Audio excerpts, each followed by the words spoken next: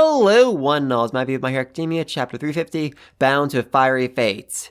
And I think this chapter might have given us some real insight into the true meaning of going plus ultra. Now, that's a term that's been used again and again since the start of the series, and I always assumed it meant, just really giving your best, pushing yourself as far as you could, going beyond your limits, but I think it means so much more because, well, Dabi should have died. Dabi 100% should have died. That was the verdict of the world's best doctor who spent 3 years performing probably some super illegal surgeries on him.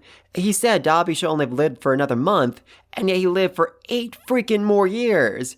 I mean, he's not in great shape, he is looking really badly messed up, but he managed to vastly outlive the expectations of his doctor, and I think that's because he went above and beyond. He went plus ultra, he managed to tap into the quirk singularity, and in doing so, he managed to literally warp reality with his hatred. Yeah, that's what I'm going with right here. Going plus ultra literally means that your emotions are so strong that you can warp reality. Within, some reason. I mean, Dabi's hatred is stronger than just about anyone else on the planet, so obviously he's able to survive a few years, but even with all that hatred, he's still, very clearly dying. He's very clearly about to run out of steam. I mean, he's very badly burned. Very badly burned at this point. And this is something we actually saw in Vigilantes too. In the last couple chapters of the series, both the hero and the villain should have run out of steam a long time ago. A very long time ago. But they still managed to keep getting up again and again. And it was even said that they were tapping into the quirk singularity, which I think gave them, an almost limitless resource of energy that they were able to use to keep fighting, to keep getting up over and over again. And that's the entire reason, why All For One needed Shigaraki, because All For One doesn't really have the strong emotions needed to tap into the singularity. I mean, we actually saw back in, Deku's last fight against Shigaraki, Shigaraki's hatred became so strong, it was literally able to warp the quirk realm, so it should have some effect on reality as well. Hatred strong enough to literally warp reality, to literally make yourself immortal, to make it so that you can't die within, certain means. And I do think, All For One needs this because All For One is, at least as far as I can tell, soulless, completely and utterly soulless. I don't think this is how he started out, though. I think it's a result of him, taking in quirks over and over again. I mean, each quirk has kind of like a mini soul inside of it, and at a certain point, the human body just can't hold any more souls, and I think it eroded him. I think, maybe All For One started out as an actual decent, kind, good human being, but that was lost over the years. He lost more and more of himself until he became the monster he is today. The terrifying man that managed to find Dabi up on that mountain. And seriously, just the outline of All For One is so unnerving.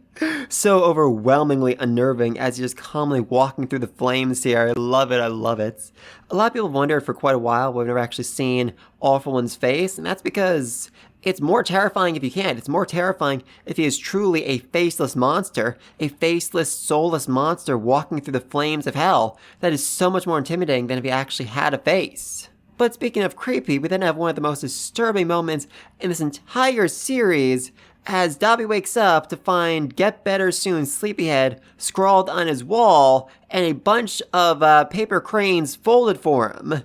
This was done by children, smiling, happy children, all of whom were apparently vessels for the Demon Lord, potential vessels for All For One, so each of them was apparently so overflowing with hatred and malice that they could have been, the Shigaraki if Shigaraki had failed. That is so terrifying. That is so overwhelmingly terrifying. And, just to make things even worse, we have the smiling sunflower man here who's just, oh God above, that scares the living daylights out of me. Seriously, that is terrifying. I'm also seeing a very interesting theory online saying that Overhaul was actually part of this orphanage, and maybe the reason why he managed to escape was because Dabi burned the place to the freaking ground. That would be a very interesting connection, a very interesting connection. I'm still hopeful. I'm still very hopeful that Overhaul will show up at some point in this fight and, manage to save the day, turn the tides around, and become a good guy. Yay! Or at the very least become, less of an abusive, horrible monster. I'd like that. I would very much like to see that. Also, I just want to point out that while Mr. Sunflower is all smiles, he is also all muscle. I mean, that's mostly focused on his face. When we actually see him from behind, he is literally all muscle right there. So, yeah, he's put in charge of making sure the kids stay where they belong and don't escape. I mean, he utterly failed that job, and Dabi managed to escape, but yeah, I think he could handle most children fairly easily. And then just, oh my god, Dabi. I had some real hope for him when he said, yeah, they must be really worried. There was some awful things I did and said, I should apologize to Mom and everyone. That's a good sign. That's a sign of humanity that, Dabi wants to apologize. He wants to, get back with his family. He wants to, become part of their family again. But then he goes on, and Dad still needs to see what I can do. Oh, God above. He still wants to prove things to his dad. He still wants to show his dad, look at what I can do. Look how strong my flames are. After his flames literally put him into a 3-year freaking coma. Oh, God, Dabi, you are broken. You are so overwhelmingly broken. And speaking of broken, we also find out that as a result of him being burned as badly as he was, every single one of his organs was damaged, as were his senses and his ability to feel pain. That's been fairly obvious for a while now. Dabi's able to, literally burn his own skin without so much as flinching. That's because, his sensations have dulled thanks to, literally being burned to half death. And then what happened next was, again, one of the most terrifying things in this chapter, in this entire series, because even though All For One is a master manipulator, even though he can control and trick and manipulate literally anyone on the planet, even if he's never met them before, he fails to control Dabi. He fails to keep Dabi on a leash. He fails to exploit the boy's obsession with his father, and instead Dabi burns down the entire orphanage and runs away. Successfully escapes All For One's reach. God above, that's some next level termination right there. That is some next level termination, which, like I said before, might be the reason why he's not dead. I think, his termination is allowing him to tap into the quirk singularity and literally not die, literally be immortal, semi-immortal, or just, at least not dead. That's close enough to being immortal. Anyway, though, unfortunately for Dabi, when he did eventually get back home, he found his father was treating Shoto, basically the same way his father treated him. In fact, no, he was actually far, far harsher to Shoto. This is something that's been debated for quite a while now, but I think, when Endeavor actually trained Dabi, when he was Toya, he was, a lot nicer to him. He was a lot more gentle with him. He didn't do the same, things he did to Shoto. He didn't torture him, he didn't force him to the same levels he did, because Endeavor wasn't as desperate at that point. He hadn't lost his son to his ambition, and wasn't, so obsessed with reaching All Might to make amends, to essentially give Toya's life some meaning, some value, even though he was doing it in the absolutely freaking worst way, and even though him doing that manages to truly and utterly, completely break him and turn him into Dabi, to the point where he even managed to somehow sneak into the house, watch the whole training session, and then go to his own shrine, his own funeral thing, and pray to it without Endeavor even noticing.